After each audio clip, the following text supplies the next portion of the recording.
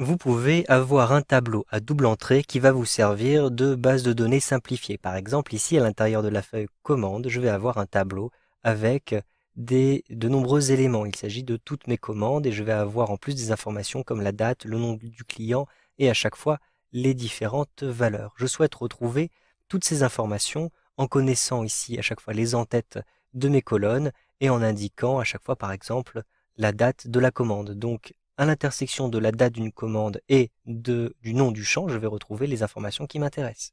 Ici, j'ai créé un petit moteur de recherche qui va me permettre de faire une requête à l'intérieur de mon tableau en fonction d'une date qui sera sélectionnée et en fonction d'un type de données qui sera sélectionné ici. Donc tout d'abord, je souhaite obtenir la référence de la commande en fonction de la date sélectionnée. Je peux le faire en utilisant la fonction recherche, donc égale recherche comme ceci. Ensuite, j'ouvre ma parenthèse. Tout d'abord, je vais indiquer quelle est la valeur recherchée dans le tableau. Je recherche une date, donc je sélectionne la date. Ensuite, j'ajoute un point-virgule. Maintenant, où est-ce que je vais retrouver cette date? Eh bien, je vais la retrouver à l'intérieur de ma feuille commande, à l'intérieur, ici, de la colonne D. Donc, je sélectionne la colonne D. Ensuite, j'ajoute un point-virgule. Quel va être l'élément qui sera renvoyé dans ma cellule? Eh bien, l'élément qui correspond à cette date et qui se trouve dans la colonne A, puisque je souhaite avoir la référence de la commande. Donc je sélectionne simplement ici la colonne A. Ensuite, je ferme ma parenthèse et j'appuie sur la touche Entrée. Automatiquement, vous le voyez, cette formule va me permettre de retrouver la référence de la commande en fonction ici de la date sélectionnée. Si je change la date sélectionnée, par exemple, j'ai créé ici un petit menu de validation et je vais choisir le 22 janvier. Eh bien, vous le voyez, je vais avoir une référence de commande qui va changer à chaque fois en fonction de la date sélectionnée. Maintenant, pour retrouver ici l'élément le plus important, c'est-à-dire un élément qui va dépendre à la fois du type de données sélectionnées, d'ailleurs vous le voyez, je peux sélectionner le type de données qui m'intéresse, et pour l'instant je sélectionne valeur, et en fonction de la date sélectionnée, donc il s'agit ici de l'axe des ordonnées.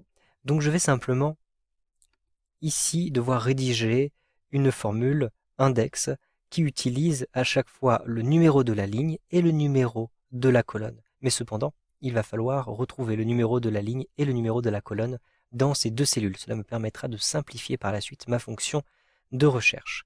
Donc, ici, je souhaite retrouver le numéro de la ligne de la date. Je vais utiliser pour cela la fonction equiv, donc égale equiv. J'ouvre ma parenthèse. Pour retrouver cela, je vais indiquer que je recherche C2 à l'intérieur de ma feuille commande, donc un point virgule, et j'indique ici qu'il s'agit de ma feuille commande, et je vais sélectionner dans ma feuille commande donc toutes les dates de D1 jusqu'à D27. Donc je déplace le curseur de la souris et je relâche le bouton de la souris à cet endroit-ci.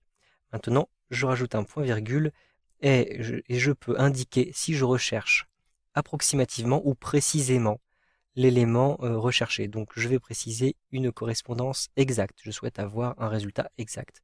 Je ferme ma parenthèse et j'appuie sur la touche Entrée. Automatiquement, on m'indique qu'il s'agit de la 6e ligne. Maintenant, je vais retrouver le numéro de colonne pour cette donnée. Je vais aussi utiliser equiv, donc égal, equiv, j'ouvre ma parenthèse. Ensuite, je vais indiquer ici l'élément recherché. Il s'agit de l'entête, ici valeur. Ensuite, je vais préciser l'emplacement à l'intérieur de ma base de données, donc un point virgule, et je vais sélectionner toutes les entêtes à l'intérieur de mon tableau commande.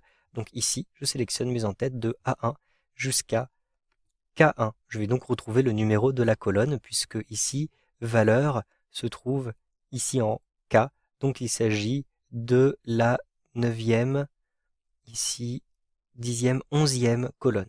Je vais donc maintenant valider ceci. Je souhaite avoir une recherche précise, donc je rentre .0, il ne faut pas oublier cet argument. Je ferme ma parenthèse et j'appuie sur la touche Entrée. Je vais donc avoir effectivement, vous le voyez, la colonne numéro 11. Maintenant, je vais pouvoir utiliser index, donc égal, index, j'ouvre ma parenthèse. Maintenant, je précise quelle est ma plage de données et ensuite quel est le numéro de la ligne et le numéro de la colonne. Donc, ma plage de données, il s'agit de la plage qui se trouve dans la feuille commande de A1 jusqu'à K27.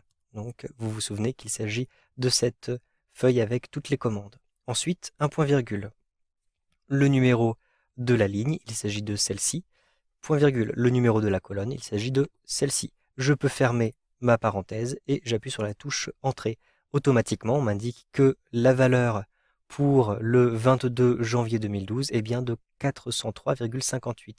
Je peux d'ailleurs vérifier dans les commandes, effectivement, si je regarde pour le 22 janvier ici, au niveau des valeurs, 403,58. Je souhaite maintenant rechercher un élément un petit peu différent. Par exemple, pour cette date-ci, le nom de la personne. Donc je clique ici sur la petite flèche vers le bas et je vais choisir cette fois-ci le nom.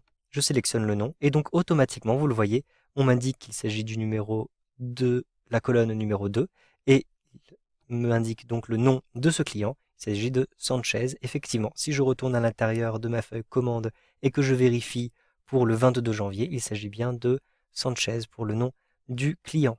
Vous savez donc maintenant comment retrouver des informations à l'intérieur d'un tableau à double entrée avec diverses fonctions Excel 2013.